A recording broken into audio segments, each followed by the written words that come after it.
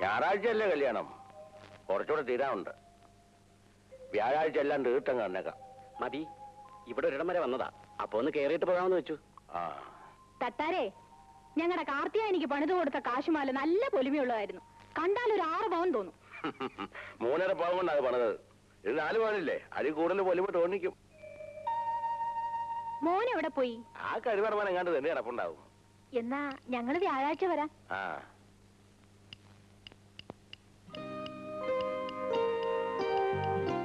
അച്ഛാ,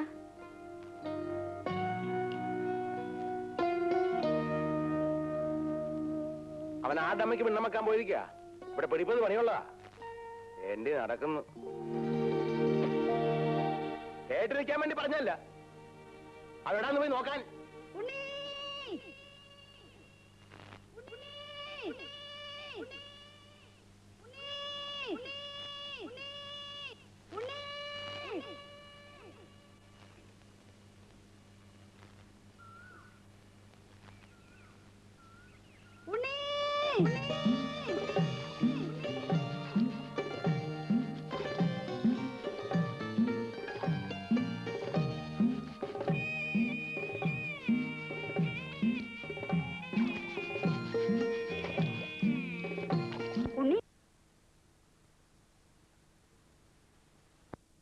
അച്ഛനെ അന്വേഷിക്കുന്നുണ്ട്.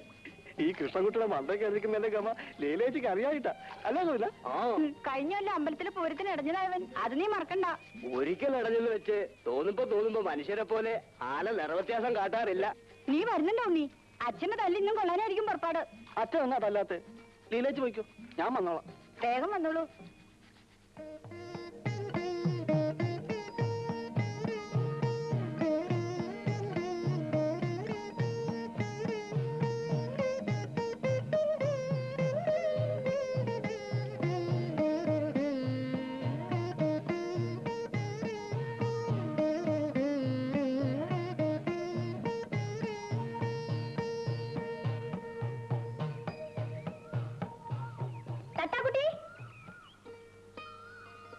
തട്ടാക്കുട്ടി ഇത് എവിടെ പോയിട്ട് വരുന്നു?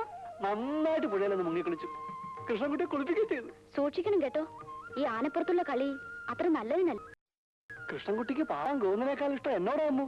കുളൂസാന്നറിയാം, എന്നാലും കേൾക്കാൻ രസമുണ്ട്. ഇതാ പ്രസാദം.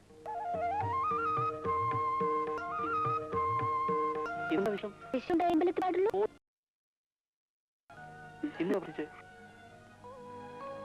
എന്നും പ്രാർത്ഥിക്കാറുള്ളത് തന്നെ.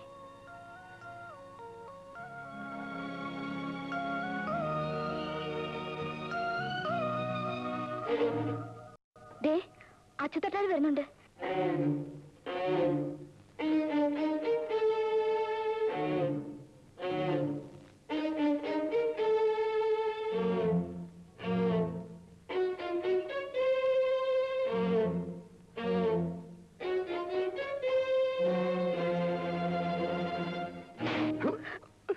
കല്യാണപ്പണിയുടെ തിരക്കിലാ തെണ്ടി അടക്കുന്ന കഴിവറ മോൻ. ഓടാ വീട്ടിൽ പോടാ.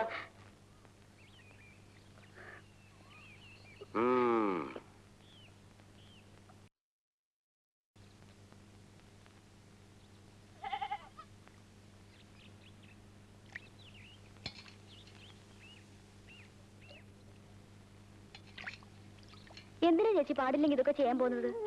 ഡോക്ടർ എന്താണ് പറഞ്ഞിരിക്കുന്നത്? എത്ര ദിവസം എത്തമ്മോ ഒന്നും ചെയ്യാൻ ഇരിക്കാൻ പറ്റുക? ഓപ്പറേഷൻ കഴിഞ്ഞിരിക്കാന്ന കാര്യം മറന്നാ ചേച്ചി ഓരോന്നും ചെയ്യുന്നത്. ആ ചേട്ടന് ചായ കൊണ്ടുകൊണ്ടേ. ആ നിന്നെ കാണാതായപ്പോ അങ്ങേതിരെ മണിക്കൂട്ടിന്റെ കൊടുത്തയച്ചു. ഇനി അത് വൈകിയെന്ന് പറഞ്ഞ് അങ്ങേര് കിടന്ന് ബഹളം വെക്കണ്ട. അല്ല നീ എന്താ വൈകിയേ? വരുന്ന വഴിക്ക് തട്ടാക്കുട്ടിയെ കണ്ടു. ആനയുടെ പുറകെ നടക്കുന്നുണ്ടാവൂല്ലേ? ആ ആനയെ കുറിച്ചുള്ള പുളൂസും കേട്ട് നടന്നു വരുമ്പോഴാ അയാളെ കണ്ടത്. ആരെ? അച്ചുതട്ടാരെ? ഇങ്ങനെ ഒരു മനുഷ്യനുണ്ടോ? എന്ത് ഉപദ്രവം അയാൾ ചെയ്യുന്നേ? എവിടെ നിന്നൊന്നും അയാൾക്ക് ഒരു നോട്ടില്ല. പണി ചെയ്യാൻ ആളെ കിട്ടിയെന്നും പറഞ്ഞ് എന്റെ മുമ്പിൽ വെച്ച കുട്ടിയെ തല്ലിയത് ഞാനങ്ങ് പേടിച്ചു പോയി. അല്ല ചേച്ചി, തട്ടാക്കുട്ടി അയാളുടെ മോൻ തന്നെയെന്നാ എനിക്കിപ്പോ സംശയം. സ്വന്തം മോൻ തന്നെയാ. അയാളുടെ സ്വഭാവം അതാ, ഒരു മുരടൻ. ആ നീ ചെന്നാ തേങ്ങ ചണ്ടി വയ്ക്കേ. ആ ചെല്ലേ മോളെ. വാ, മതി കളിച്ചത്. പേരം മങ്ങിയ നേരത്തെക്കര മാനത്തെത്തുവതാരോ മാനത്തെത്തുവതാരോ പേരം മങ്ങിയ നേരത്തെക്കര മാനത്തെത്തുവതാരോ മാനത്തെത്തുവതാരോ അങ്ങും ഇങ്ങും നക്ഷത്രങ്ങൾ എന്നുടെ വലയിൽ വീണല്ലോ എന്നുടെ വലയിൽ വീണല്ലോ എന്നുടെ വലയിൽ വീണല്ലോ എന്നുടെ വല അച്ഛനെ ഇന്ന് വൈകുന്നേരം രാജകുമാരി വരും. രാജകുമാരിയോ? ആശാൻ തമാശ.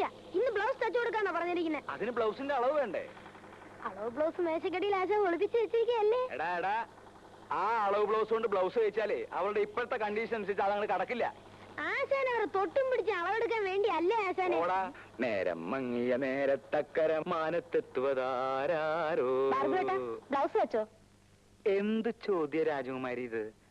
അളവെടുക്കാതെ ബ്ലൗസ് തയ്ക്കാൻ പറ്റുമോ? അളവ് ബ്ലൗസ് ഞാൻ തന്നിരുന്നല്ലോ. അതുകൊണ്ട് ബ്ലൗസ് തയ്ച്ചാ രാജകുമാരിക്ക് ഇടാൻ പറ്റില്ല. എന്റെ രാജകുമാരി, ഇത് നിന്റെ കല്യാണ സമയത്തുള്ള ബ്ലൗസ് അല്ലേ?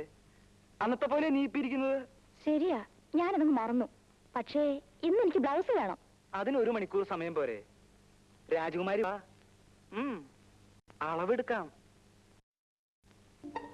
വാ.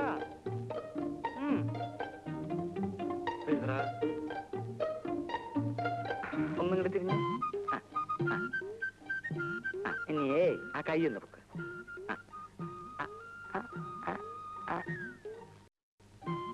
34. എത്ര? 34. കൈ പൊക്കേണ്ടിരുന്നോട്ടെ, അതൊരു കുഴപ്പമില്ല. കൈ പൊക്കില്ല, കൊല്ലാനൊന്നല്ലല്ലോ. 35. എഴുതറ. 35. തിരിഞ്ഞു.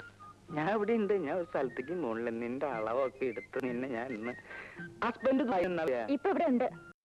അപ്പൊ 2 കൊല്ലം കഴിഞ്ഞിട്ടല്ലേ വരുള്ളൂ എന്ന് പറഞ്ഞത്? അവിടുന്ന് പിരിച്ചു വിട്ടു. 10. എഴുതാ. 10. 18. എഴുതാ തെണ്ടി. പോക്കാ പോക്കാ പോ. എന്തൊക്കെ ആശാന്?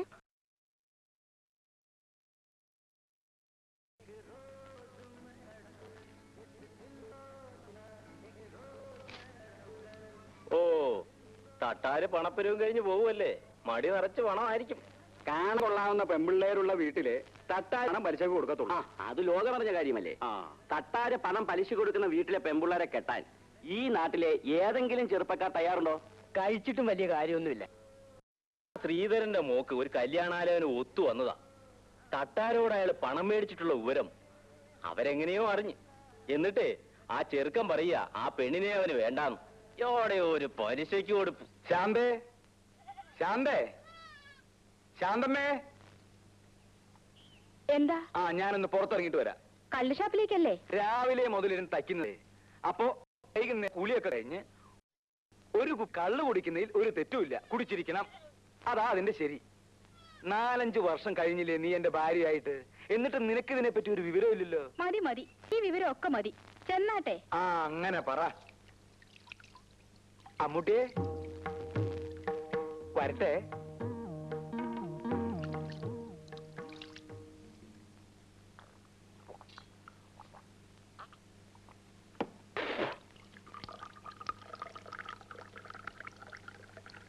അച്ചുതട്ടാര് പണം പലിശയ്ക്ക് കൊടുത്താ തിരിച്ചു വാങ്ങാനും അറിയാം. പണം കിട്ടിയില്ലേ മോലാക്കിയിരിക്കും. എന്നിട്ട് പത്രോസ് പണം തന്ന 3000 ഒളിവായിക്ക് അവൻ എന്നെ 30,000 തവണ നടത്തി. അപ്പോ പത്രോസിന് കൊടുത്ത പണം ഗോപി അല്ലേ? രൂപ കിട്ടിയില്ലെങ്കിൽ എന്താ, അതിനുള്ള ഉരുപ്പടി മോലാക്കി. പത്രോസ് പെങ്ങളെ കെട്ടിക്കാൻ വെച്ചിരുന്ന പൊന്നെടുത്തോണ്ട് പോന്നതായിരിക്കും അല്ലേ? പിന്നെ എങ്ങനെ മുതലാക്കി? എടാ, ഈ ലോകത്ത് ഏറ്റവും വില കൂടിയ 2 സാധനങ്ങളേ ഉള്ളൂ. ഏതൊക്കെയാന്നറിയാവോ? എന്താ? പൊന്നും പെണ്ണും. പൊന്നെന്ന് പറഞ്ഞാ പണം. പണം എന്നെ പോയി. പിന്നെ പെണ്ണ്, അത് ഞാൻ മുതലാക്കി. എങ്ങനെ? ലോകത്തൊരു കുഞ്ഞു പോലും അറിയാതെ പത്രോസിന്റെ ഭാര്യ റോസക്കുട്ടിയെ ഞാൻ. അയ്യോ, അതാടാ അച്ചുതട്ടാര്. മനസ്സിലായോ? ഭഗവതി, അച്ചുതട്ടാറ് ഞാൻ സമ്മതിച്ചിരിക്കുന്നു. അപ്പോഴേ ഭാർഗവ, തയ്യക്കട തുടങ്ങാൻ ജാമ്യമില്ലാതെയാ ഞാൻ നിനക്ക് 5000 രൂപ തന്നിട്ടുള്ളത്. പലിശ തന്നെ ഇത് 3ാമത്തെ മുടക്കമാ. ഇത് ഇങ്ങനെ പോയാൽ. അയ്യോ, ഞാൻ ആവുന്നത് വേഗം തിരിച്ചു തരാം അച്യുതട്ടാരെ. ആ ഓർമ്മ വേണം. ഞാൻ വരട്ടെ.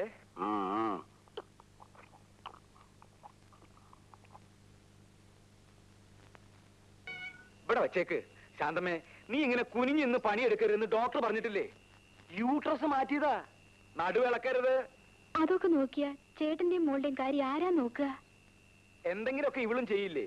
കൊച്ചു കുട്ടിയൊന്നും അല്ലല്ലോ, 10-17 വയസ്സായില്ലേ? അമ്മു, നീ ഇതൊന്ന് വിളമ്പേ. അമ്മു, നീങ്ങട് വാ വാ. ഇതൊക്കെ ഒന്ന് വിളമ്പേ.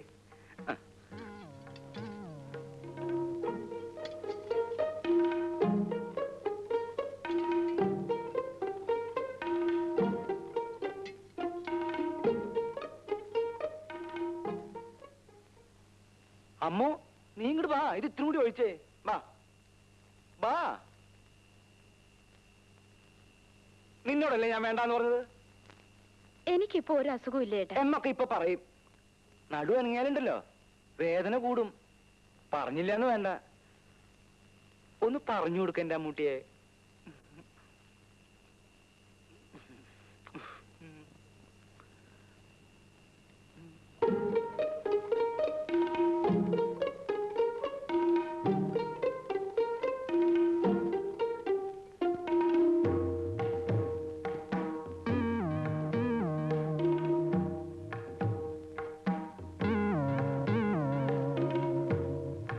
ചേട്ടൻ എന്താ ആലോചിക്കുന്നേ?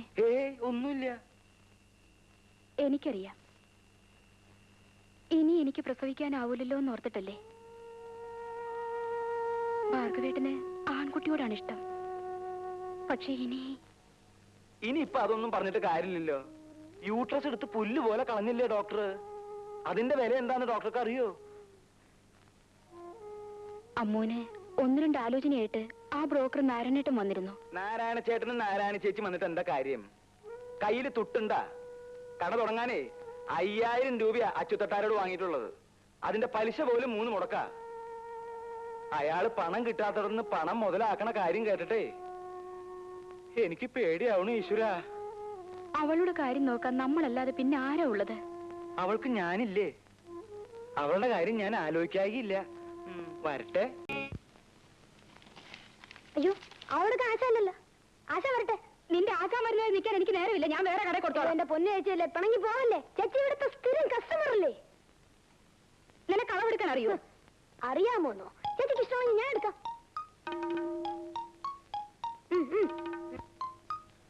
ഈശ്വര, ഇവനും അളവെടുപ്പ് തുടങ്ങിയോ? ബ്ലൗസ് തയ്ക്കുന്നുണ്ട്, അരവണ്ണം എടുക്കുന്നത്.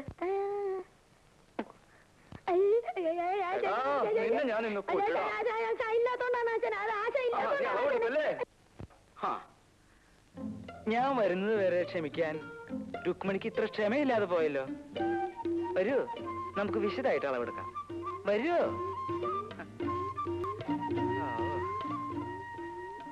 നീ എന്താ എന്നും ഇങ്ങനെ തന്നെ കഴിയാനാ ഉദ്ദേശം? നമ്മുടെ കൂട്ടത്തിലുണ്ടായിരുന്ന എല്ലാവരുടെയും കല്യാണം കഴിഞ്ഞു. നീ മാത്രം. നീ എന്നാ വന്നത്? ഇന്നലെ. നിന്റെ കെട്ടിയവൻ ഇപ്പോഴും തുണിമില്ലി തന്നെ പണി. ആ, തങ്കപ്പേട്ട് നാളെ വൈകിട്ടേ എത്തൂ. ചേട്ടൻ നേരത്തെ വരാത്തതിന് ഞാനും കിടന്ന് തുടല് പൊട്ടിക്കുക. 2 ദിവസമായിട്ട് നിനക്ക് തീരെ സുഖമില്ല. ആശുപത്രിയിൽ ചെന്ന് ഡോക്ടറെ കാണാൻ പറഞ്ഞാ അതും കേൾക്കില്ല. ഞാൻ അരയ്ക്കാൻ ചേച്ചി.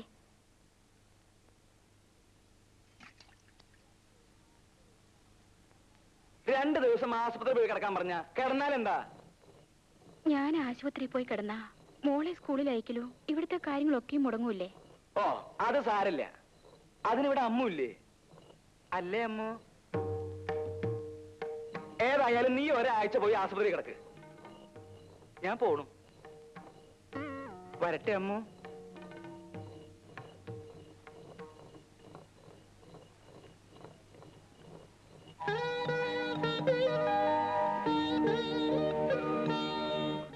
നിന്നെ ആരുടെയെങ്കിലും കയ്യിൽ ഏൽപ്പിച്ചാലേ എനിക്ക് സമാധാനമുള്ളൂ. ആശുപത്രി പോയി കിടക്കാൻ പറഞ്ഞത് എന്തിനാണെന്ന് എനിക്കറിയാം. നിന്റെ ചേട്ടന്റെ സ്വഭാവം അങ്ങനെയായി പോയി. ചേച്ചി ഒന്നുകൊണ്ട് വിഷമിക്കണ്ട. എന്നെ സൂക്ഷിക്കാൻ എനിക്കറിയാം ചേച്ചി.